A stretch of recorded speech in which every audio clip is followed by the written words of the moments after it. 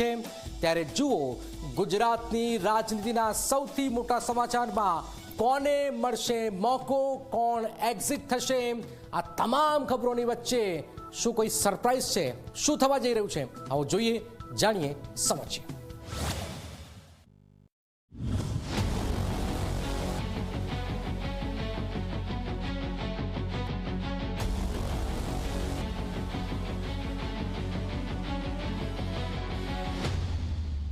ગુજરાતની રાજનીતિમાં હવે ગણિતનો નવો ખેલ શરૂ થવા જઈ રહ્યો છે।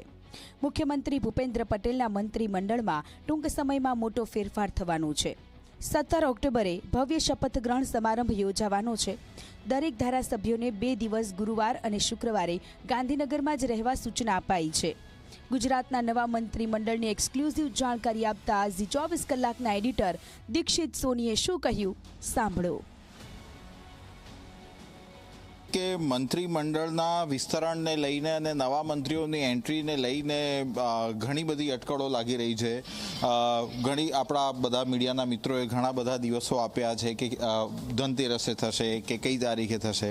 આપણે એક સ્પષ્ટ વાત કરીએ કે 17મી તારીખે, એટલે કે 2 દિવસ પછી મંત્રીમંડળનું વિસ્તરણ થશે અને આ મંત્રીમંડળનું જે વિસ્તરણ થશે એને એક મોટી ઇવેન્ટના સ્વરૂપમાં પ્રોજેક્ટ કરવામાં આવશે। એક વાત એવી પણ આવી રહી હતી કે રાજભવનમાં રાજ્યપાલ શ્રી આવે એટલે પછી ત્યાં આગળ જ નવા મંત્રીઓના શપથ થઈ જાય, પણ એવું નહીં થાય। એક મોટો સમારોહ ભારતીય જનતા પાર્ટી જે પ્રકારના સમારોહ કરવા માટે, એક ઇવેન્ટ કરવા માટે પ્રચલિત છે, એ પ્રકારનો જ સમારોહ કરવામાં આવશે।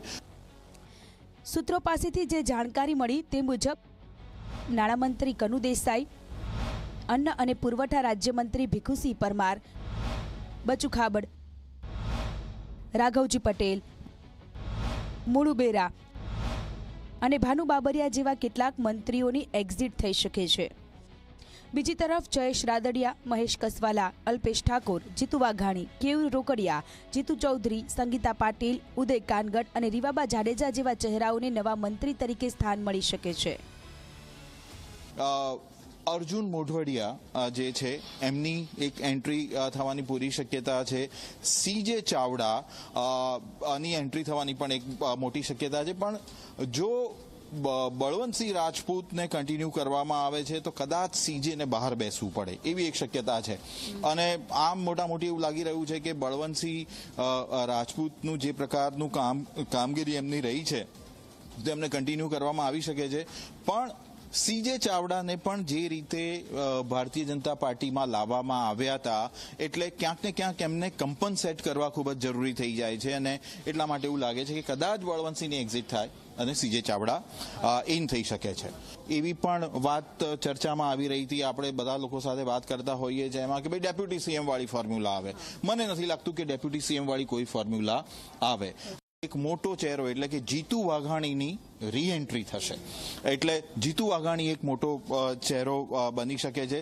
સાથે સાથે મહેશ કસવાલા જે અમરેલી અને એની આસપાસનો વિસ્તાર બહુ જ ચેલેન્જિંગ રહ્યો છે, ત્યાં બહુ સારું કામ કરી રહ્યા છે, એટલે એક નવો ચહેરો એટલે કે મહેશ કસવાલાની પણ એન્ટ્રી થઈ શકે છે।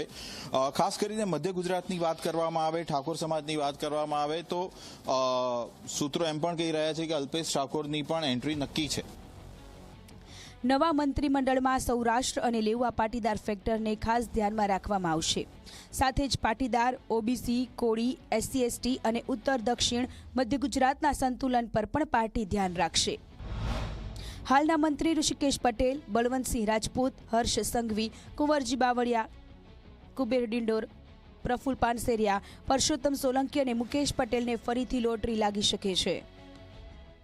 રાઘવજી ભાઈની એક્ઝિટ આપણે સ્પષ્ટ રીતે એવું માનીએ છીએ કે રાઘવજી ભાઈની એક્ઝિટ થવાની છે, તો રાઘવજી ભાઈની સામે રીવાબાની એન્ટ્રી પણ નિશ્ચિત માનવામાં આવી રહી છે। અને ખાસ કરીને મુળુભા બેરાની વાત કરીએ તો મુળુભાઈ બેરા એક બહુ શાંત સ્વભાવના મંત્રી, પર્યટન મંત્રાલય અત્યારે જે આપણું સંભાળે છે। હવે એમને કોઈ એવો કંઈ બીજું કંઈ આરોપ કે એવું કશું નથી, એટલે કદાચ એમને કન્ટિન્યુ કરવામાં આવે અને જો કદાચ ચેન્જ કરવામાં આવે તો ઉદય કાનગડને એન્ટ્રી મળી શકે છે. દક્ષિણ ગુજરાતમાંથી નરેશ પટેલની પણ શક્યતા વધારે આ એક વાઇલ્ડ કાર્ડ એન્ટ્રી છે, કારણ કે અત્યાર સુધી આપણે જેટલા નામોની ચર્ચા કરતા રહ્યા છે એમાં મને લાગે છે કે નરેશ પટેલનું નામ અત્યારે જે આવ્યું છે, મને એવું લાગે છે કે નરેશ પટેલની પણ આમાં એન્ટ્રી થઈ શકે છે. ધનતેરસના શુભ દિવસે જો નવા મંત્રીઓના શપથ પણ થઈ શકે છે, એટલે કે દિવાળીમાં કોઈ ધારાસભ્યના ઘરે ડબલ ફટાકડા ફૂટશે, મીઠાઈની મીઠાશ પણ બેવડાઈ જશે. હા, પણ કેટલાક ઘરે સ્ટોક લાવીને રાખેલા ફટાકડા માળીએ ચડાવી દેવા પડે તેવી પણ સ્થિતિ સર્જાઈ શકે છે.